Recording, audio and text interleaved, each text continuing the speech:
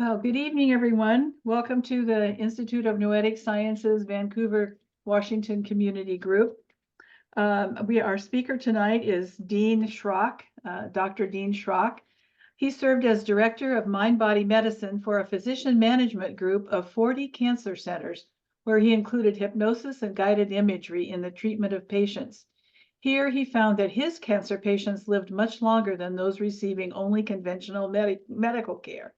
His 40 years of research and experience has concluded that healthcare must address the whole person, emotions, body, mind, and spirit, that patients who feel loved and cared for have a better health outcomes. Dean unveils how to enhance your health and the health of those you love in his two books. His first book, Why Love Heals, is a must-read for anyone who wants to live a longer, healthier life. His second book, Doctor's Orders Go Fishing, my favorite title, is a prescription for bringing joy and health into your life. So I welcome Dr. Schrock to give us his experience and wisdom and the joy of fishing. Welcome, Dean. Thank you, Dottie. Thank you. I'm quickly reflecting on how I even got involved in this. Beyond, I told you that I had met this very special person. His name was Ken McCauley, who introduced me to a much, much bigger picture of life. And then, of course, all the information that came through him and these conversations we had over the years. So it was actually that experience where I was encouraged for a term, whether we called them mentors, master teachers, or spirit, to actually return to school. I had an undergraduate degree in psychology, but I didn't stay with it. I owned a couple clothing stores for a while, and was 13 years later, these spirit guides as such encouraged me to return to school. And I had a special interest in guided imagery or hypnosis, as Dottie mentioned, and in general, just what I call the power of the mind. And I have to be very honest and admit that initially, I did not think well of this stuff. It was way too good to be true. I used to joke and call it Walt Disney. All you have to do is wish upon a star and your dream comes true. So it was my going back to graduate school where I realized that, oh my goodness, there really is some merit and evidence, especially there were hundreds of thousands of studies with hypnosis, to support how you could develop an ability to go within and otherwise present information to yourself that could dramatically change behavior and your health status. So when I finally got through graduate school, I got my master's and doctorate.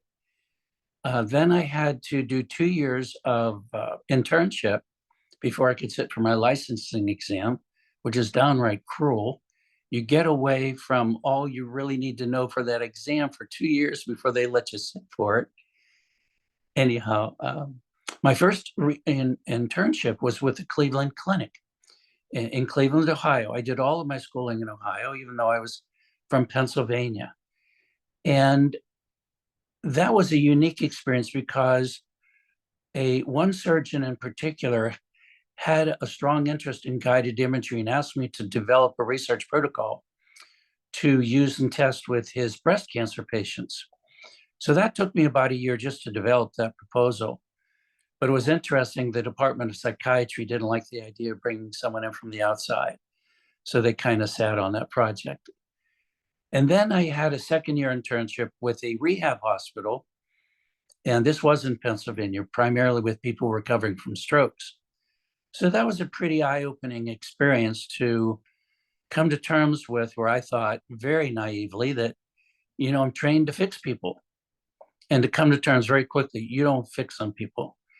And had to learn much more about rolling with the punches and how people, come to terms with, maybe you're not going to get well, and especially families, if you're diagnosed with a stroke, one of the last things in my experience was that you would be discharged to a nursing home.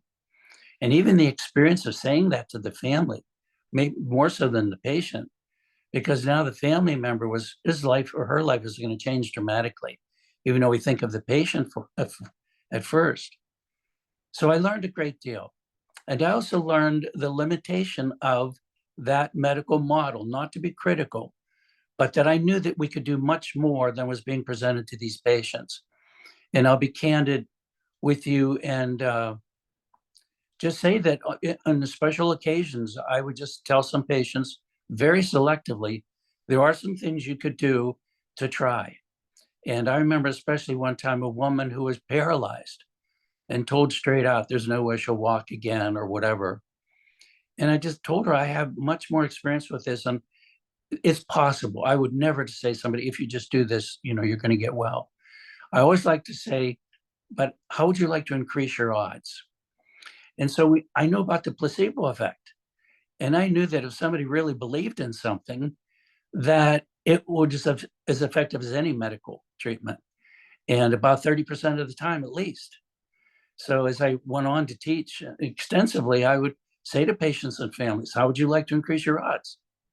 Well, based on pure science, I can guarantee you a way to do it by 30%. Are you interested? So I began to have a little fun with this, even though it was very serious, giving people honest hope that there was more they could do. And then while I did that internship at the rehab hospital, am I going on too long here? Okay. I took time to work with an intern with a Dr. Carl Simonton, a radiation oncologist. And some of you may recognize his name because of the attention he got by encouraging his cancer patients to imagine their immune systems gobbling up cancer cells as part of a guided imagery approach. And Carl and I became very good friends very quickly, and I worked with him extensively after that. And when I went back then to the rehab hospital and told them about my experience working with Dr. Simonton, they asked me to develop a protocol for their hospital. But they ended up sitting on it. I went back and worked with Carl more because I thought this was a big responsibility to now support Dr. Simonton's work. But anyhow, so I had approached oncologist in State College, Pennsylvania, where Penn State University is, but we weren't affiliated with them. But I asked oncologists there if they would refer their patients to the rehab hospital so that I could test this program. And hopefully, and I thought I could help them. And they were very interested. But when the rehab hospital did not follow through, I went back to the oncologist and asked if they were still interested. And they were very much so. So they asked me to develop psychological services for their cancer centers. And then I incorporated teaching a model of Carl Simonton's program as part of that work. And one of the things that fascinated me about Dr. Simonton's experience was that, in fact, I'll tell you how I like to teach this is, I say to people, and don't necessarily sound scientific, but I know they like stories better than books of research. So I said, what's really, really important in real estate? There are three things absolutely important in real estate. Okay, group. Want us to answer? Location, Yeah. location. Very good. Everybody seems to know that, right? Okay. Now I'm going to ask you, including our doctor. So what are the three things that are absolutely most important in medicine?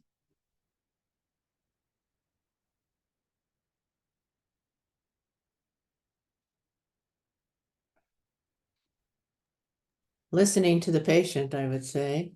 Oh, you're way too good. No, actually, forgive me, and this is partly my sense of humor, but I know there's real truth to this. Diagnosis, diagnosis, diagnosis. True. The whole idea is if you know someone's diagnosis, you know what to do to treat, right? Mm-hmm. But here's what Dr. Simonton observed and shared with me. And that is that even though we know, again, if you, or, with a certain diagnosis, there's certain treatment you can get, but there's always this bell curve of outcome. So even though you have the same diagnosis, getting the same treatment, invariably, there are people who do worse than average, and then very definitely the norm, and then some who were truly exceptional. And what he observed was those who had, he said, were a greater will to live, had a greater will to live, were the ones that he said were the ones doing better. And if you had this sense of hopelessness or helplessness or feeling trapped or whatever, those were the ones who were not doing well. And so he developed a program, and again, very similar to the one I taught and still teach with modification, around encouraging people to develop a will to live. And otherwise, stress management strategies and so forth. So that was a wonderful experience. Wonderful in the sense that I really loved the work. And I know when people would hear about it, how can you love? You're a psychologist working with cancer. I joke, people don't come to me when telling me how good their life is going. I would hear a lot of, unpleasant stories and all, but it was just a good fit. And I really did enjoy the work.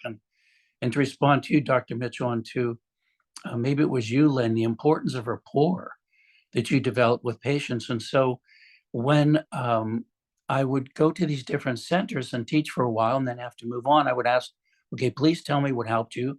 And even please tell me what didn't. Help me help you. And I thought that they would, say, well, you taught us about guided imagery. You taught us about how the immune system functions and how you can impact it. Taught us stress management techniques and so forth. And what they told me instead was I listened, I cared, I was sincere, and essentially that I was supportive. And initially, honestly, I was really caught off guard. I was confused because I thought, I teach, I'm not the listener, I teach. I'm basically the one doing the talking.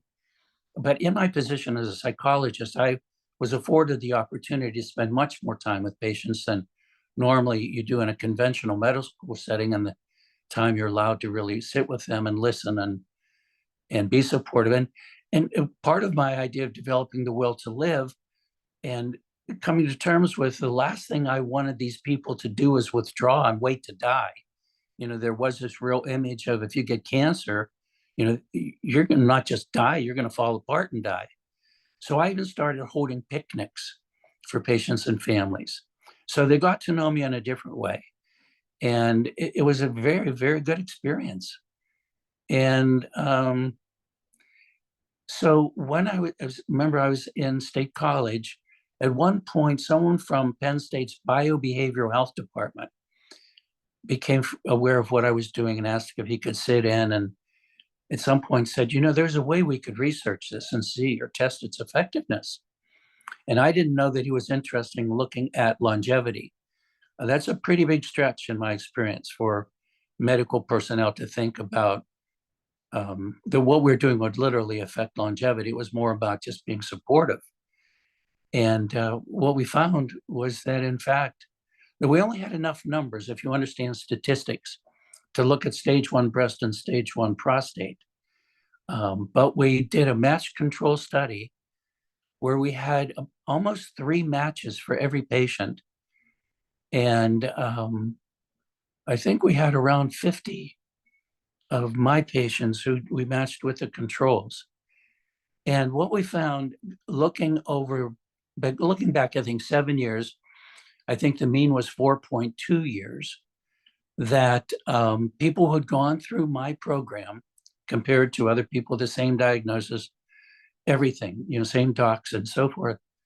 With stage 1 breast cancer, no one died in my group, but 12% of the control group died in that same time period. And then with stage 1 prostate, 14% of the fellows in my group died, but 28% of the control group died.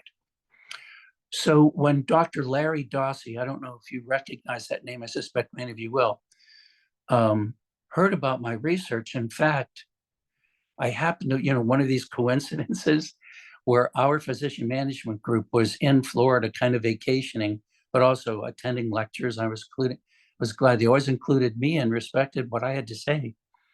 But Larry Dawsey was there, and Carl Simonton was there at a whole other alternative medicine kind of conference. And so my friend then from Penn State who did the research flew down And we met with Dr. Simonton and Jean Ochterberg, his senior editor, and her husband, Frank Lawless, who was a major researcher. And they looked at the research and told Larry, you want to publish this research? So I was very flattered and very pleased when Larry asked if he could publish it in his journal. And then so one thing led to another. You know, once you have the research behind you, you know, you're not just this, I don't know, anecdotal something, but so it was nice to get that that kind of attention and support. And then I stayed with the cancer centers till about 1998.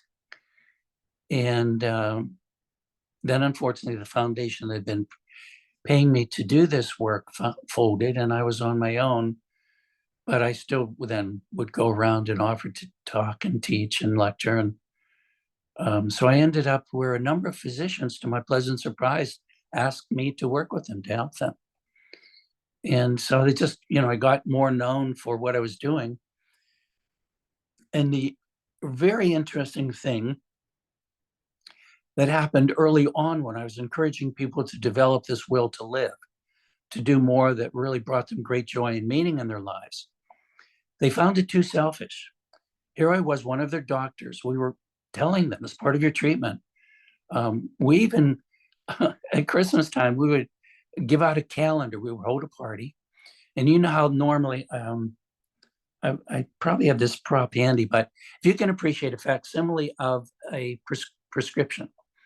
And so instead of there being a pretty picture on top of the calendar, you know, and you'd rip off the month, so they always had the, because I wasn't afraid of marketing. You know, they always had the cancer center right up there in front of them, and, you know, had the physicians' names and the hospital name, and the prescription read RX, have fun one time daily, 365 refills, and then signed by the doctors. So we were learning that it really could make a difference. But when I went to write up the research, Jean Ochterberg in particular said, you know, people are going to want to know what you did. And they actually encouraged me to make anecdotal statements, clinical statements, highly unusual.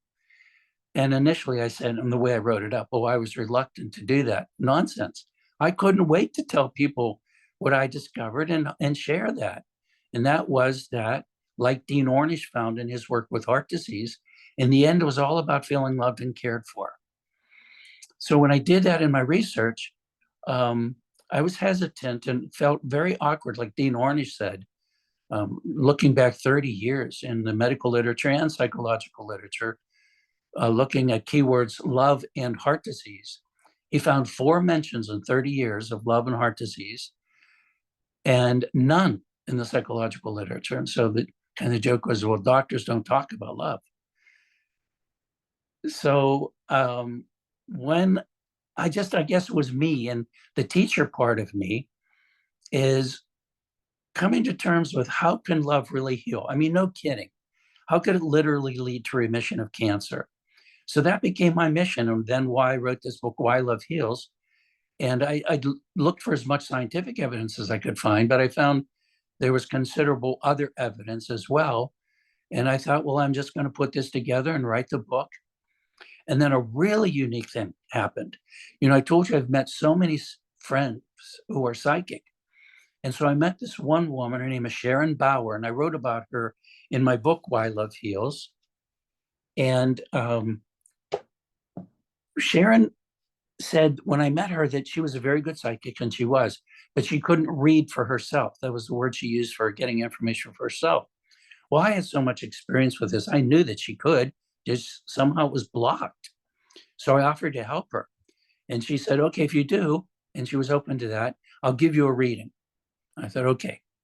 So one session, we unblocked her, and then we kept meeting probably once a week because I was so intrigued by her real ability, and I was able to help her. But at some point, she went into a trance state, and I could see this coming, and began to channel. And at some point in just real conversations where I was really encouraged to ask questions, they didn't want to just give me information. You come with questions. Well, I had a million. I thought this was wonderful.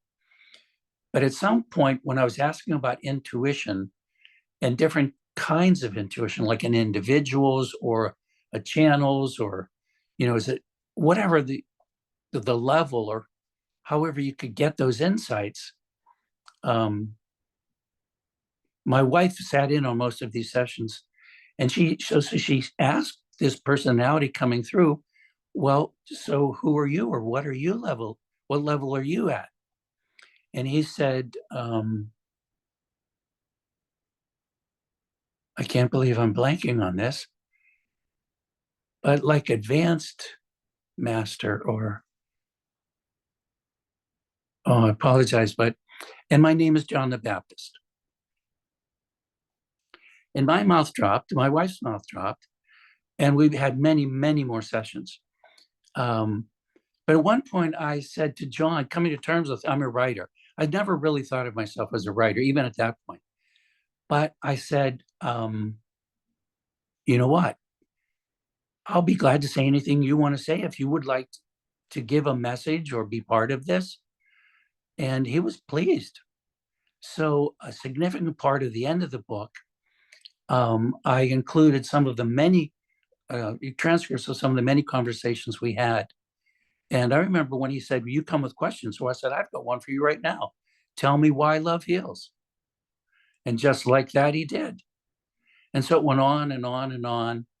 And even though not everybody would respect that I'm not even off my rocker, right? You're talking to John the Baptist. But this source of information, rather than research, but fortunately I had the research. So just one thing has led to another, where especially groups like Unity loved my message and asked me to speak, and I love doing it. Oh, okay. So we will answer your questions. Please be prepared for the next visit. And I said, good, great. If I were to pose one question now, why does love heal? So here's John. It's because of the vibration of love. It's the energy that is attached to love that heals. Love is the vibration of the soul.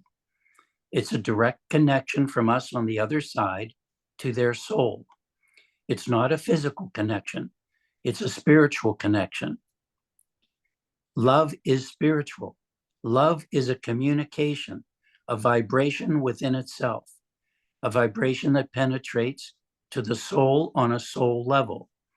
The soul has a different vibration than the physical vibration. I have a question. So do you work with individual people?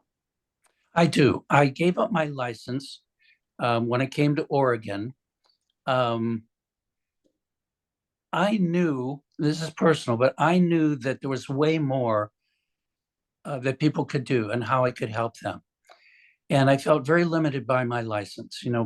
Legally and ethically, I have to really do what's really well established with research.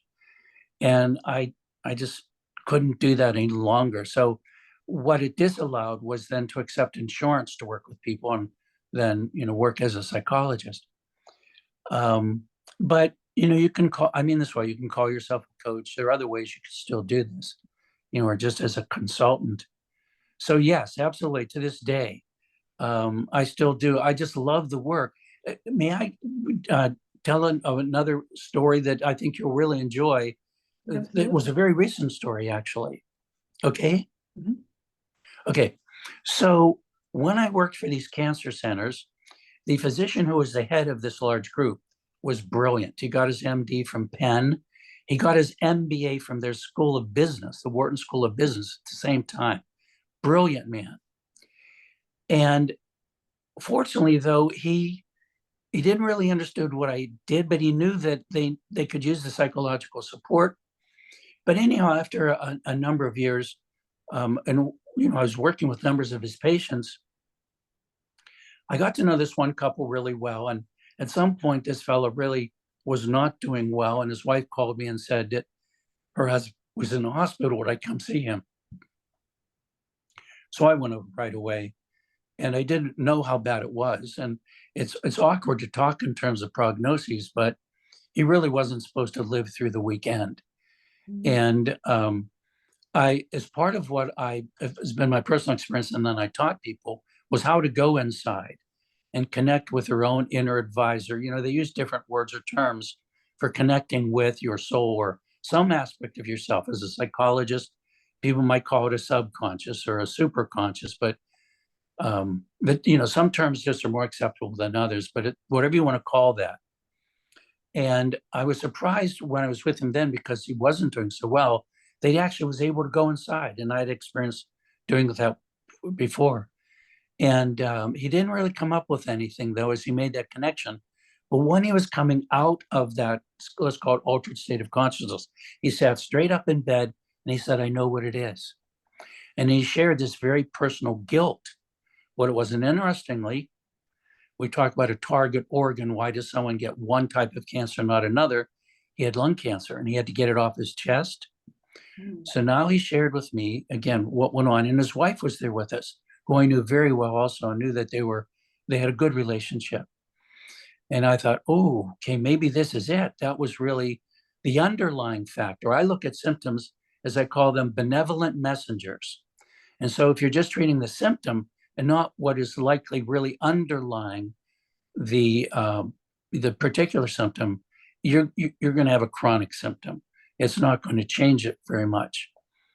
And so I walked away and said that, please, you two talk and I'll get back to you. And then I called the next day and I was told that he had been discharged. Now, please understand, from a medical perspective, this was out of the question. But he was home and doing much better. And then I called the next day on Sunday and he was still home and doing well. So on Monday, when I was back at work and in another hospital, but the same physician was there, and I shared that, this fellow was home and doing well. And he looked at me and he said, he's dead. And I said, well, that's interesting. I saw him on Friday and then I talked to him Saturday and Sunday. He's been discharged home and he's doing pretty well. He said, he's dead. He was really mad at me, very confused and very upset. And I said, okay. And so, of course, if you know physicians, I mean this well, Dr. Mitchell, he had someone call the hospital. And of course, they confirmed, yes, he's been discharged. Well, now he's still upset. He said, I'll bet you $100 he dies in 30 days. God forgive me. This is just one of these real stories that it makes an interesting story. And so now I was really on a limb in front of a number of staff. What do I do? And I said, because it was weird. I mean, believe me, the whole thing was weird. But I said, I accepted his bet. I thought it was strange when he thought the guy should be dead. He wanted 30 days, but I accepted his bet. I thought I would never see that money. But when the 30 days came, he actually, in radiation oncology, they're always taking your picture, for the body and, evidence and information for your chart. And to this day, I've kept that picture of him giving me the $100 bill. Now, the point of this story is that about, let's just say, a year and a half ago, maybe 2 years now, I got a call from a man who was our HR person for the cancer centers and the brother-in-law of this primary physician, and said that his son, the HR guy, was now diagnosed with brain tumors, stage 4, and when they lifelined him the Penn, they didn't even know how he got there. He should be dead. It's awkward to talk in these terms, and but this is just the conversation. And he asked me, would you be willing to work with my son? And I said, of course. And then he shared with me that his brother-in-law, his primary doctor, very, very bright man, said, you tell your son to do anything Dr. Schrock says. No, he never said anything like that when we worked together. But I thought, isn't it interesting now that his nephew has his life really on the line, and he was even offering him hope, which was very unusual. In fact, his son, after I started working with his nephew, he was very upset by all of these doctors telling him there's no way he was going to live. They kept on that way too much. It really did upset him. But anyhow, his uncle said, this is treatable. And he said, the only time, and this young man's name was Ryan, he said that Uncle Doug ever yelled at me was when he ever used the word incurable. He said, this is treatable. Don't you ever say this is incurable. And again, never a conversation like that with me prior. So then the blessing turned out that I really did get to work with this young man. And he was a classic case for me. You know, one of the things I discovered, this is my experience, is that when you go within and you look for what really is the underlying cause that needs to be dealt with, it borders on two things in particular, but basically the one is you're not having fun. And that's the real reason for doctor's orders, go fishing. Go fishing means do more of what brings you great joy and meaning in your life. And in his case, he was only 40 years old and very successful, but very competitive, always had to win, always had to make a lot of money, and he was very good at it. But he said, I'm exhausted. So that's the classic case for me, is people need to reprioritize their lives. So I asked him, would he be willing to do, because now he had 3 young children. One was 3, and one was 5 or 6 years old. Wow. And he wanted to spend more time with his children. So I told him how we could go inside and actually talk to his tumors. Now, I know this may sound odd to some of you, maybe not, but everything is consciousness. But who knows really what you're talking to? All I know is that in this experience, something is answering. And I proposed to his tumors what I had come up with about reprioritizing in his life. And if Ryan did, would you go away? I used to say, make deals with your symptoms. You know, if this is what I need to do, if I do it, will you go away? And the tumor said, absolutely. So he lived for another 1.5 years. And actually in a pretty good quality of life, which is really the good part of this, is that it wasn't just giving him another 1.5 years. It was a good another 1.5 years, which is what Dr. Simonton found early in my work and would tell me, is that it's not just about quality of life, it's about quality of death. Is not only can you help people have a longer quality of life and better quality of life, but they will die better. And if you've worked with this, you know that's no small thing. Dean, I was wondering if you could talk a little bit more about Pearl in your story, because it seems like, and maybe I didn't understand it, or maybe I did, that Pearl was a little bit kind of the enemy, but then turned into something that was giving good intuition. Okay, actually, then I wasn't clear. Pearl was the inner guide, a very definite spiritual figure. And the tumor actually was dark. Now you're testing my recall here, but was a dark, I don't want to say negative, but it was not an image like Pearl at all. But they, you know, when you go inside and you ask an image of the tumors to come in, or you ask an image of your inner guide or your soul, or again, it's just a label, but whatever people feel comfortable with calling that, that's when they took the image of the pearl and the feminine energy. But then otherwise, I love speaking with either the inner guide or the tumor, because I say a picture's worth 1,000 words. It's interesting who or what shows up. And I've done this so much. I just call it an adventure. I never know. But I say, it's like the whole idea of your subconscious wants to become conscious. Is it can't wait to tell you what you need to do to get well. Yeah. To be balanced or healthy, whole. Thank you for the clarification. Okay, sorry. I just want to, can I just say one thing? I just wanted to apologize for whatever happened with our internet there, because it caused a hole in the recording. So we're just kind of taking off where I got back, where Paul and I got back in. So thank you. You're welcome.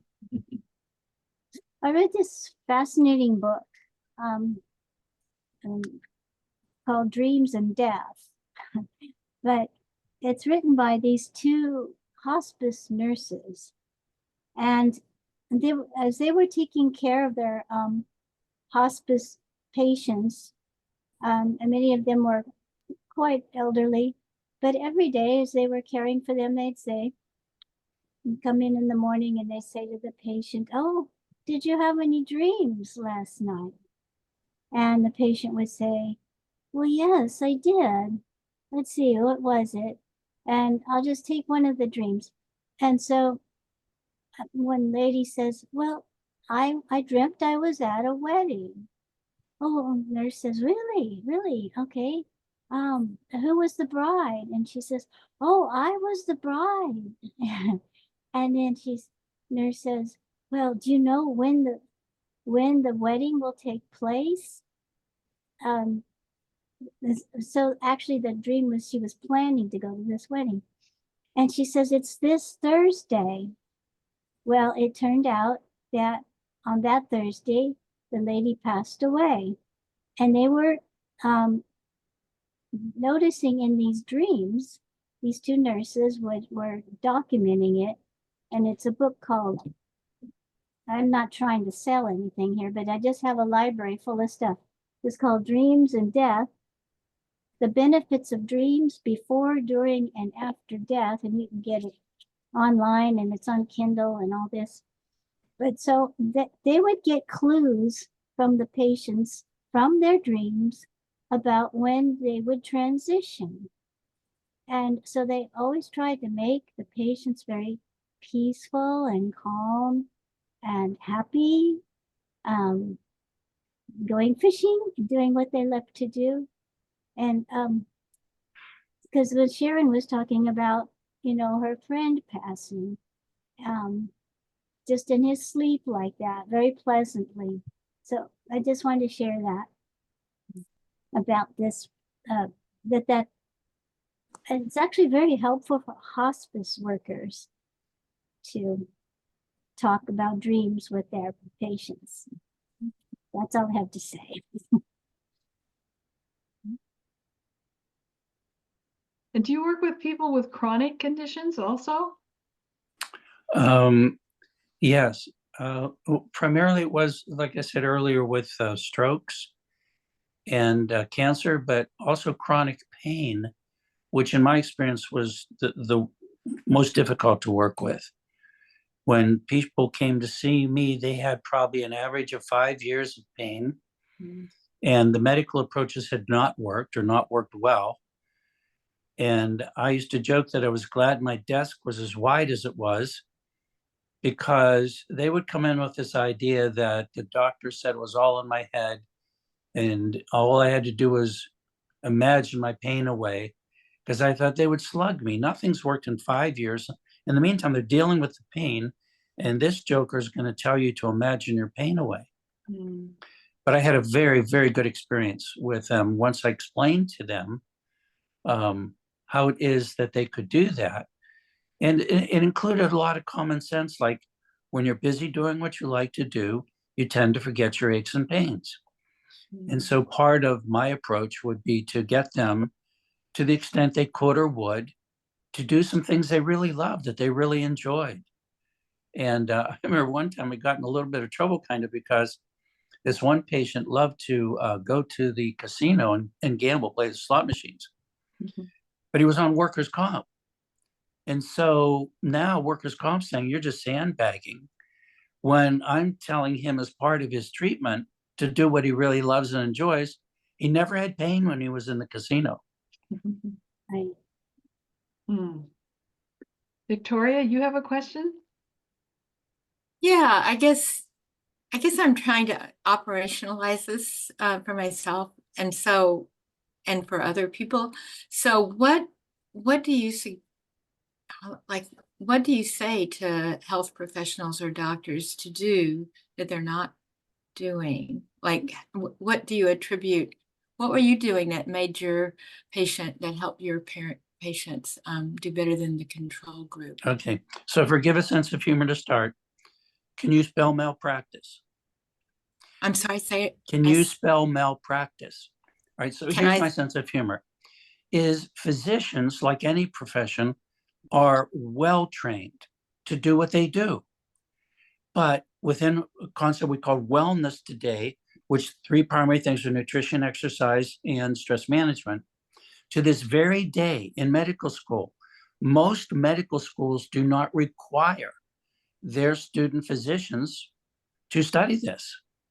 So my point in saying that is there need to be other specialists as part of the treatment team to help people get well.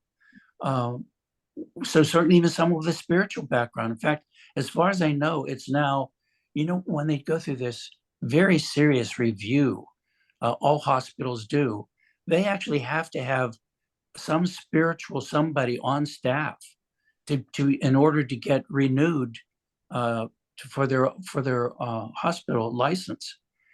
But we talk about mind body. I know about the placebo effect. Most people do. So if you could teach people how to harness that, it's like, why wouldn't you? I don't think we have a medical treatment that works that well, that consistently. And we know now through a field of study called psychoneuroimmunology, it's a mouthful, but that your emotional state literally affects the function of the immune system. So like this idea, again, when you're going fishing, your immune system is going to work better than if you're feeling helpless and hopeless and, think you're supposed to die. So there need to be other people, including some seriously trained people with nutrition and exercise background, to help people, and not just as some adjunct per se, but as truly part of the treatment team.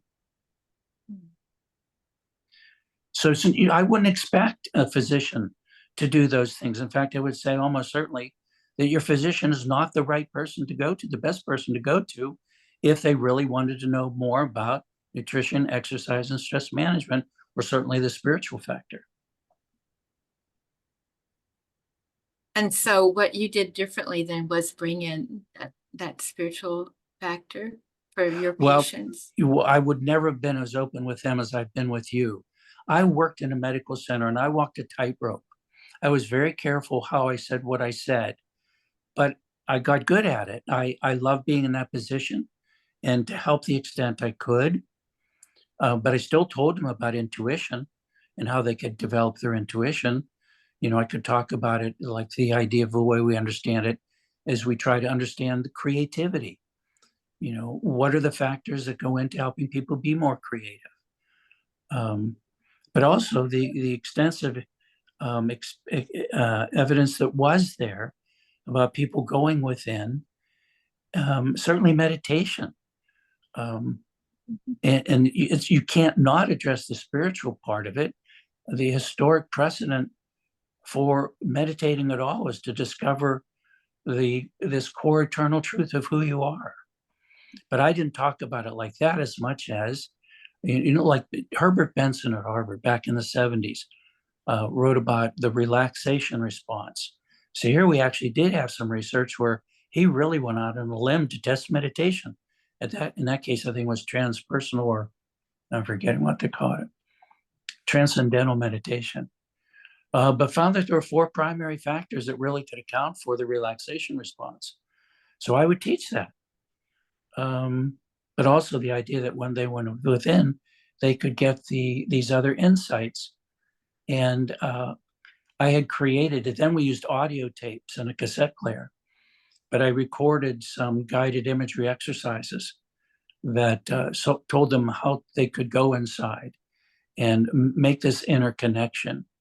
And then there was people like Marty Rossman, who we became good friends. And Marty and I co-authored the chapter on mind, body medicine in Dr. Andrew Wow's textbooks, Integrative Oncology.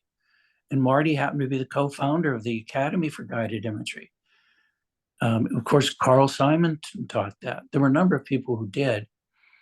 And then Bernie Siegel, of course, he really popularized, love, medicine, and miracles. So I just found that there were resources I could quote or cite or recommend where they could look into this further. But in the end, I think that what really did help was that physicians would always check back with their patients when they'd come in for follow-up. And they always got good feedback. So they kind of left me alone, which was great. Feedback about their experience with you. Yeah, in the physician- classes, yeah. in the classes. And so, so it sounds like they did experience you as what you said, listening and sincere and caring. And Yeah. so love in that sense. And I had more research training than they did. So I knew how to use that language too. Hmm. Hmm. So, so just one last question pertaining to this cousin who has had non-Hodgkin's lymphoma reoccur several times and now is experiencing tumor growth in her body. What just suggests that she look within, or what might you suggest? Well, I would start with go fishing. What is it that brings you great joy and meaning in your life? Because remember, over all the years, when I asked people what was the real underlying cause or message or antidote, and it was to have more fun. Remember, that was Carl Simonton's experience. People who had a zest for life, a will to live, were the ones doing better. So I positively started there. And in my book, Doctor's Orders Go Fishing, I'm very clear.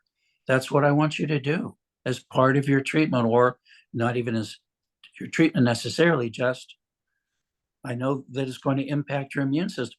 You know, Carl taught me something that really bothered me, in that patients should have been told this long before I was now telling them. But Carl said, if you take an immune cell, a healthy immune cell, and you take a cancer cell and you put them in the same test tube, what's going to happen? And most people, not knowing, said, well, the cancer cell is going to gobble up the immune cell. And Carl said, it's never happened and never will. So the fact is, the science is, cancer cells are weak cells biologically. If you have a healthy immune system, that's what's scary. It's your immune system that's violent and powerful. So anything you can do to build up your immune system is in your interest. And now I'll walk in with nutrition and exercise. And now there is a large body of research supporting that, especially in schools of public health and so forth. So those three things right off the bat, there's no controversy, other than someone might not have that real expertise or knowledge. And it's legitimate. It's valid. Thank you. Have you heard of Isabel Belarus? Yeah, so she's been around a while. She did a lot with guided imagery. Yeah, it seems like she has a similar perspective in some ways. You mean Belarus Naprostek? Yeah. That's her name. Yeah, she's like the original person that developed guided imagery. Marty Rossman came along later on and wrote more and was more verbal about it. But Belarus is the queen of imagery. Sorry, I have to interject here. Well, No, not at all. Do her credit. She has multiple CDs out that people can use for all different kinds of disorders, like cardiovascular, anxiety, rheumatological. They're really great guided imagery CDs. Her website was healthyjourneys.com, but I think she just retired from that. So somebody else took that over, but it's still out there. Yeah, she's great. I'm thinking of someone whose website is bioprogramming, I think. And her perspective is that it's toxic programming that needs to be released. So maybe I think we're talking about two different people. I'm not sure. Yeah, no, that's not. Yeah. So Sheila, would you put her name in the chat Oh, sure. in case somebody wants to look her up? Yeah. Hold on. You know, it's interesting, when I would teach this in my classes, you know, for patients and families, that people would have that kind of knowledge. So I didn't feel like it was always such a big sell to them, that it was too different. I had a patient one time, I had just met him that day, and he was in a wheelchair. And I don't usually like to even look at people's medical charts, because I don't want to bias my conversations with him. But unfortunately, I knew he had a 2-month prognosis. He was in bad shape. And so when I met him and he was uncomfortable in his wheelchair, and I'm telling him that I would like to come to these classes, but I understood if they didn't. Well, anyhow, he came to class, very surprised. And in that first class, I talked about guided imagery, and he was so mad at me, like this idea, can you mean to tell me I can imagine my cancer away? And that's when people just chimed in and talked about their other knowledge or experience with this. Well, this guy, I was sure, was so mad at me or just in, so much pain or discomfort, whatever, I'd never see him again. He came back to every class. So in the last class, he came up to me and he said, I want to buy a boat. Now, let me go back and say this guy's prognosis was 2 months when I met him. It's now 5 or 6 weeks later. And he wants to know if I would tell him if he should buy that boat. And I told him, I can't tell you to buy it. I can't tell you not to buy it. But what I will tell you in my experience is that people, by and large, conclude live like you're going to live. So he became devoted to listening to that audio tape and practicing guided imagery. And he went on, and his wife and me, and he told me any number of times, they had the best summer of their lives. So here he was supposed to die, and he was in, real discomfort. And now he was doing great. And when he finally did die, they buried him with his audio tape and cassette player. Yeah. So I know that's anecdotal, but I'm telling you, over a lot of years of doing this, just some of these make really good stories. I was convinced that made the difference for him. Great. So, are you complete, Victoria? Yeah, I just checked the name that I mentioned. I had it a little bit wrong, so I'll put it in the chat. Okay, great. So Paul, you're next.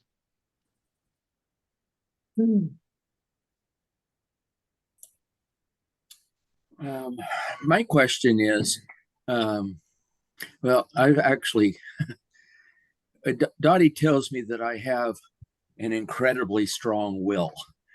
And I guess so, because of the many different maladies that have attempted to take me. And seems like I always get hit with 12 by 12s as opposed to 2 by 4s. But I'm still back and I'm better. And I'm as I listen to you, I'm coming to understand the concept of love and taking that within oneself and learning how both not only to feel it, but to emote it.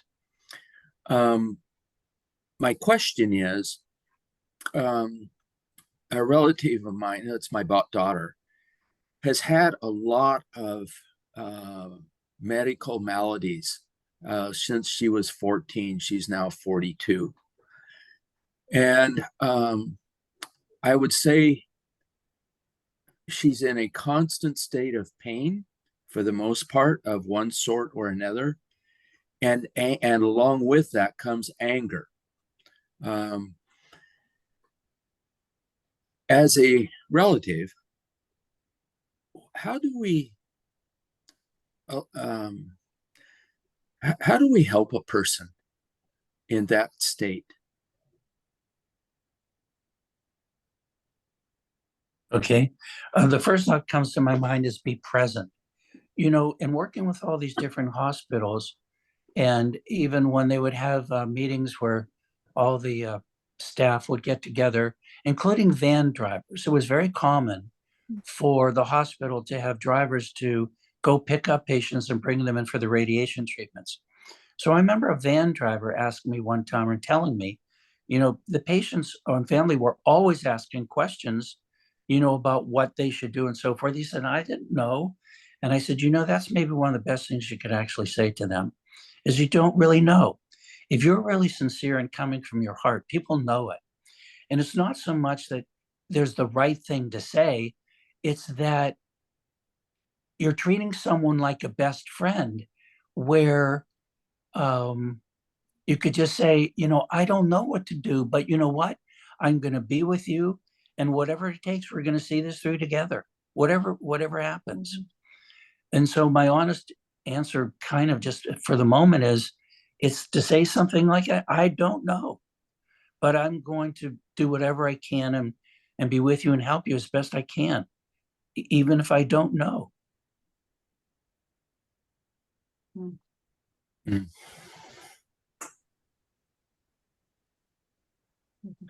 Yeah. I guess I've tried a lot of ways. I've tried to be that, but my opportunity, I guess, is to continue to refine myself and be there and Yeah, just well, be there for her. that's not a bad idea either. Hey, I have another thought. The idea of prayer, it's a word. So I remember, again, trying to understand guided imagery and why it works and why, what we can do. There's a statement in the Bible attributed to Jesus where he says, pray believing you've already received. It's a perfect description of guided imagery. Yeah. So whether you call it prayer or you call it guided imagery, or we just call them deliberate intention techniques, you can imagine, and even like, Pearl said to Ryan, just ask. You can ask for spiritual help and you can imagine an outcome and have some influence. I like to say, if I'm doing it, is that, if this genuinely serves their life purpose, and then visualize them well, or maybe even more is just send them love with the idea, take this energy and use it as you best, know how to really use it, like at a soul level. Just send them love, see them filled with love. Thank you. Lynn? Yeah, thank you, Dottie. And thank you, Dean, so much. My question is a little bit different. It's just like, okay, you've done all this work. Is there somebody taking over for you, or do you see some like trends that this idea that you have done research on and moved forward is taking hold in places? Yeah, you don't need to worry about replacing me. No, I'm serious about this. It used to be called behavioral medicine. Then it was called, or certainly jumped into integrative medicine. Andrew Wild, University of Arizona, he's been doing this for a long, long time. And then David Eisenberg at Harvard, and he called it integrative medicine, but now it's even be called lifestyle medicine. So Dean Ornish is kind of now seen as the grandfather or father of what is called lifestyle medicine. So it is very slow to be accepted as legitimate practice. Larry Dossey would certainly be one of the greatest spokespersons for, this is just a matter of time and is really quite necessary. But lifestyle, again, is nutrition, exercise, stress management in particular. And they even have functional medicine, a wonderful program with good documentation and good outcomes. You have people like John Kabat-Zinn and the work he did at the University of Massachusetts Medical School with meditation, a lot of research. And what's interesting, I joked earlier about it's all about diagnosis. People came in to work with Dr. Kabat-Zinn, had any number of different diagnoses, often involving chronic pain. And it didn't matter what their diagnosis was. He was totally going to have them focus on meditating. You may have seen that in Bill Moyer's Healing in the Mind series. And he was extremely successful with just teaching them to meditate. Thank you. Great. Victoria, your hand is still up. Did you have another question? Oh, sorry. Okay. I'll take it down. Sorry about that. That's all right. Does anyone else have a question? I do. Great. Go ahead, Paula. Can I ask you how you would characterize the word love? I think that's my main question. Okay. My comfort level, because of my scientific background, is to begin to cite some of the research in quantum physics. But as soon as I say that, if you think you understand quantum physics, you're in trouble. It's just so very, very different. But there was one fellow, his name was David Bohm, who was at Princeton, then he went to the University of London, but he's written some beautiful things. But anyhow, I remember there were a series of conversations Dr. Bohm had with Krishnamurti, an Indian sage and mystic.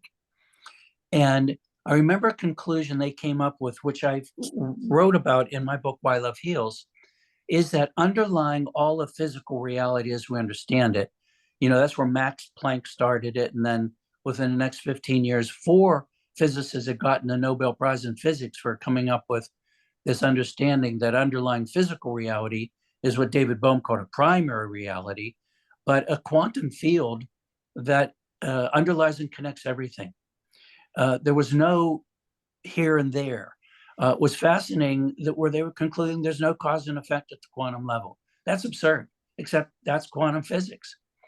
So I'm trying to get back to, why I started it. What is love? So when I was, now this is very personal. I'm just going inside and I'm asking, different master teachers and these different conversations about this. And I remember, even I'm going to digress back to the science part of this. There was a book written called Character Strengths and Virtues by Christopher Peterson and Martin Seligman. And I don't recommend the book because it's almost all statistical data. But one of the things they said early on in the book is that as they surveyed across cultures, all of the philosophical systems, that they came up with 6 core virtues. And they speculated that the reason why there was this consensus was because in some way they contributed to the survival of the species. And so if we look at virtues, whether it's love and kindness and caring and any number of things, transcendence, is that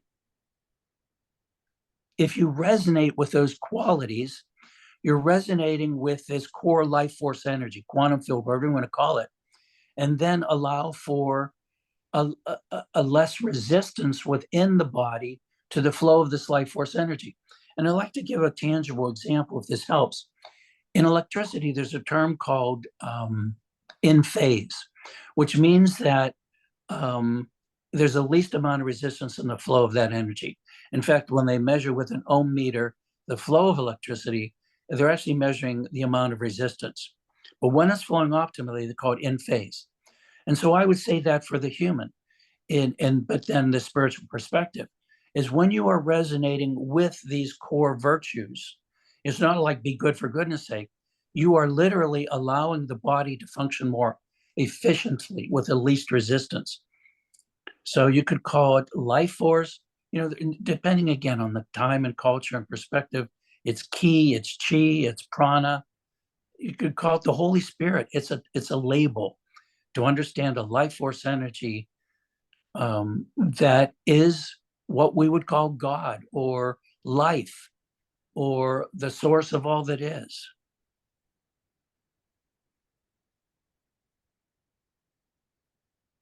And you So would to say also, God is love, I'd say that's absolutely true.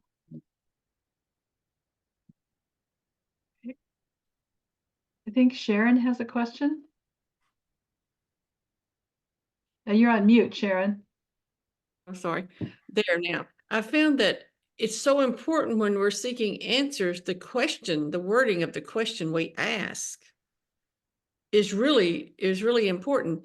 And I know, like this morning, I took that class from Sue Fredericks, and she's just been diagnosed with colon cancer. And at 26 years old, her first husband died with colon cancer, and she was traumatized. Now here she is in her 70s, and she's got it, and she's just like, oh, her mind was just blown. And so this class this morning was on how to get out of these dark moments. And so she realized that she had to ask, what is my soul trying to learn from this? And what am I being asked to change for my highest good? And what I need to let go of? And some questions like that. So, but when you were doing this with these patients, did you use the same questions with each patient, or did you tailor the question to that patient more? Well, obviously, like say Charlene, I know that she has a great deal of experience and insight. So I could use a language that I would comfortably not use necessarily with someone else. Okay. But it starts with they've come to me. That's why I liked working in my position. I wasn't working like in some government position where people were referred by the court to come see me. People came to see me because they wanted to work with me. So I had that advantage. And then I just was open and honest with people, but in a way where I was sensitive to, I might even say to them, I don't even know if this is true, but let me give you an example, and make up a story. Does that have any meaning for you? So you let them buy into it or not. Mm-hmm. But when you would go inside, and the idea that you're going to connect with either an inner guide or your symptoms. I've done this a lot. I'll bet I could count on one hand the people who couldn't do it. Okay, so you didn't have like a set list of questions that you ask everybody. No. I said, this is an adventure. The information is going to come from within. I would even say often to them up front, you and I are pretty clever. We could try to figure this out. Or you could go inside and connect with something and knows exactly what you need to do. And I think the energy I brought to that as well probably didn't hurt a thing. I knew they could do it, and I knew it was there. So I think that facilitated their making that connection. Yeah. I know I changed the way that I prayed after I read Eric Butterworth's book about praying, and I don't ask for specific things anymore. It's totally different now. It's interesting you say that because, I'm so trained and experienced with telling people what to do. And maybe the greatest approach is thy will be done. Let go, let God. If we only understood, based on the information given me, just how much guidance, and understand that this quantum field is completely benevolent, the best thing you might ever do is just get out of your own way. Well, I had a spooky, one of the spookiest experience of my life was I was married to my husband for 42 years. And when we were first married, a doctor told him to have some drinks at night to go to sleep because he had night terrors. And that was before we knew all this stuff about CPAP machines and all this stuff that we have today. And so he eventually became an alcoholic from it. And, as you can't run Jack Daniels down your esophagus and stomach every night for 42 years. But I was in the spiritual workshop and I changed my prayer in that workshop where I was always praying, God, please deliver him from his addiction. In that workshop, I changed my prayer to God, please deliver both of us from his addiction. I had in my mind that would be giving me the courage to get a divorce and leave. It wasn't. I woke up the next week after the workshop. I woke up and found him dead one morning, bled out with blood everywhere. And I was spooked and I was going like, God, I didn't mean for him to die. I just wanted him out of my house, Yeah. So seriously. here's a thought I have. And that is, I'll just use the word guilt. So often in all of the years I've done this work, and even recently, but forgive me for applying this to something you just said. So now you killed your husband. And I'm telling you, I've worked with enough people. Some people are really that unfeeling. They would actually tell you something like that. So, but my point of bringing this up at all is no guilt. Remember, I want you to increase your odds. Okay, so you didn't eat properly, you didn't exercise properly, you didn't say your prayers. I'm telling you things that you can do to increase your odds. And it's not about trying to make you feel guilty because you didn't do something, and probably because you didn't even know any better, but just to get that out there. This is not where you're supposed to feel bad and look back and how you killed yourself or you killed your husband because. No, I did not feel guilt that because I'd been going to Unity all those years and I realized that he was on his spiritual path. And so that was kind of very different. My grief was different going to the grief groups where all these people were, lost the love of their life and they were in shambles. And I was, things were made better for me because I didn't have to put up with that anymore. And so that was a different kind of, it was a different kind of grief. But no, I didn't feel guilty because I thought, okay, that's your healing. Some people have to die to heal. Yeah. Well, I was invited by our hospital here to talk recently, and they wanted me to talk about happiness and how happiness factored into your health. And I remember some people just jumped on that. Well, if you're not feeling healthy, that's the cruelest thing to say to someone. They're killing themselves because they're not happy. Right. But I know that based on research, actually, is one of the most clarifying questions in terms of a person's real state of health and then likely outcome is if they're really happy or not. If you're really happy, you have your odds for a better outcome are significantly improved. Yeah. I understand. Does anybody else have a question? If not, maybe you have another story for us about somebody that you worked with and how you worked with them and what they achieved or experienced. Oh, I'm sure I could. I mean, I have so many. Let's see.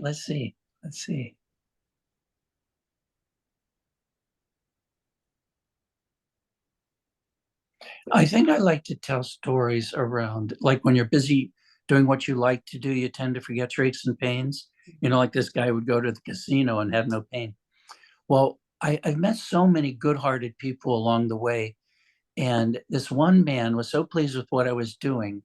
And he had a lot of background experience with AA. And he offered his place.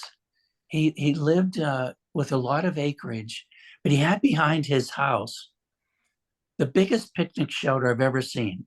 He'd have like 3 refrigerators and stoves, and where you really could get large groups together outdoors and picnic. He even had a pond right next to it. So because then he wanted me to hold our picnics at his place, he'd have that pond stocked with trout the week before our picnics. So he was just this great, wonderful man. But he had real heart problems and he could not even walk across the room without having to sit down and rest. Now, so to get around in his acreage, he had this RV. He could ride around and, just check out what's going on. And at some time of year, there's a very special mushroom that grew on his property.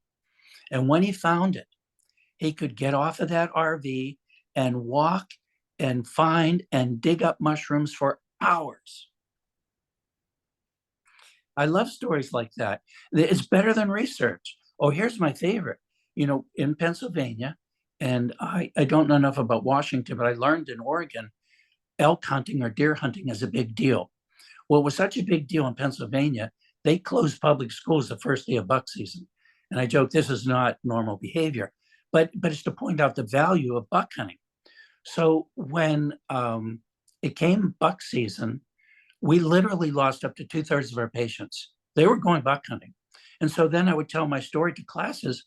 Okay, so let's say we have this avid deer hunter, but he's sick. I mean, so sick, not even able to get out of bed. Come the first day of buck season, where will that deer hunter be? And in unison, in the woods.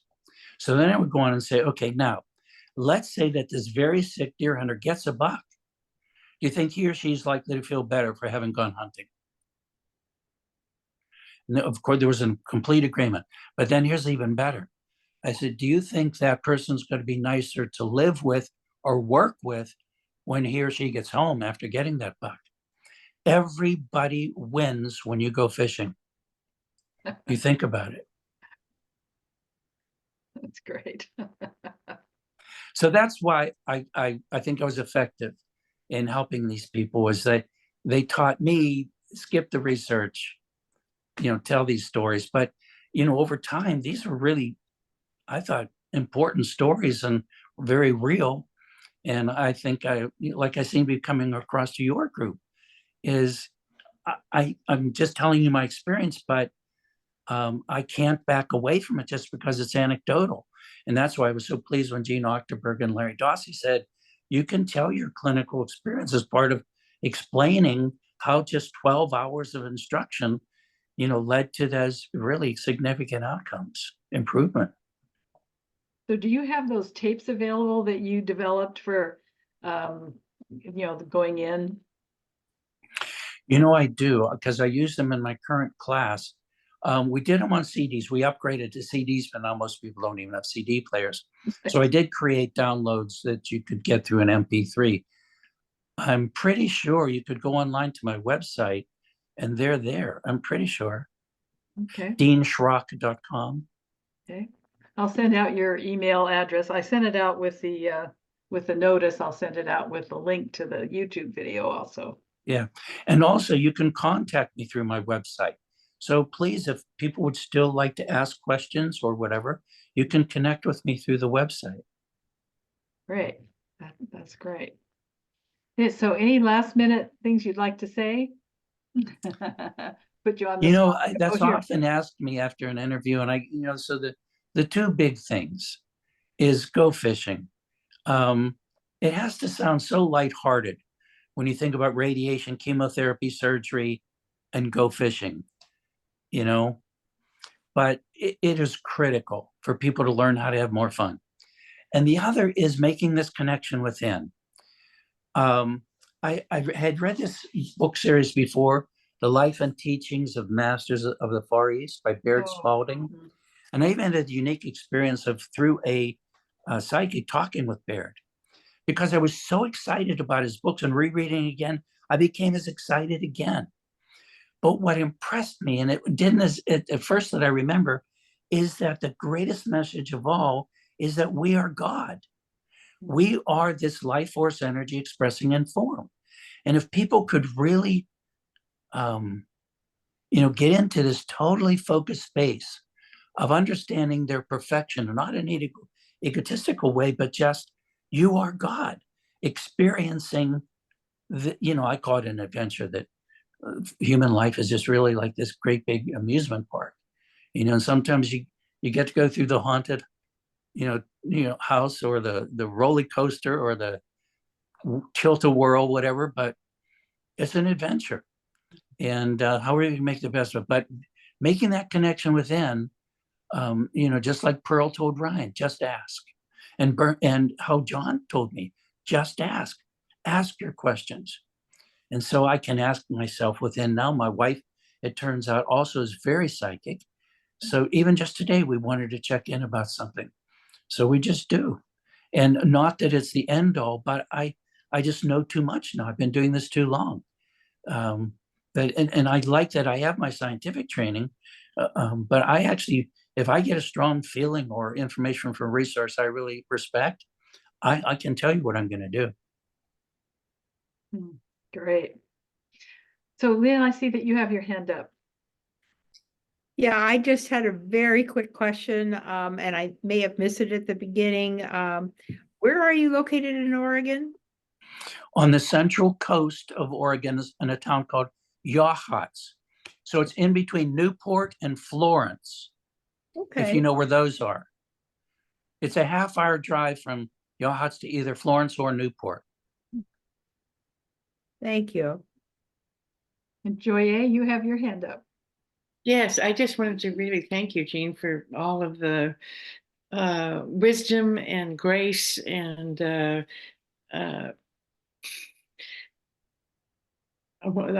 word fierce wisdom is coming to mind. And I've said this before, maybe some of you have heard it, that I have this, I guess, motto that I live by, that it's really a philosophy that we all carry within us supreme strength, the fullness of wisdom and unquenchable joy.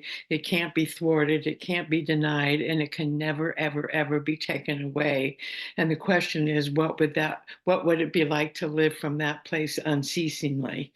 And so everything that you've shared really feels like it ties into that.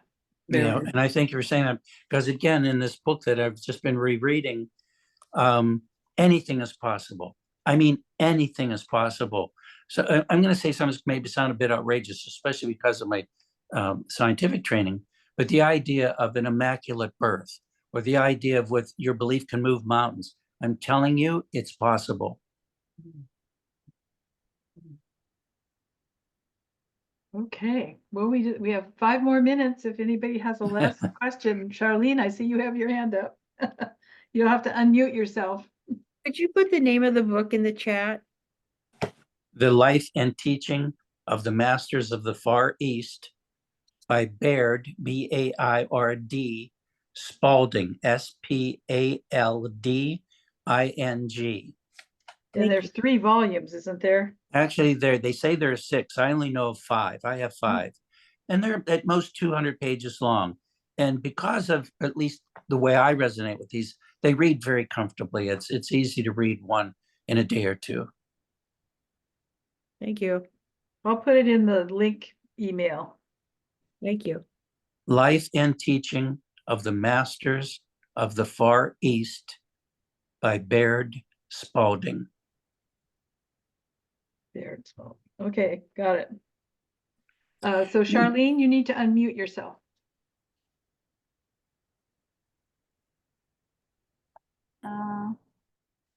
Wait, okay, can you hear me?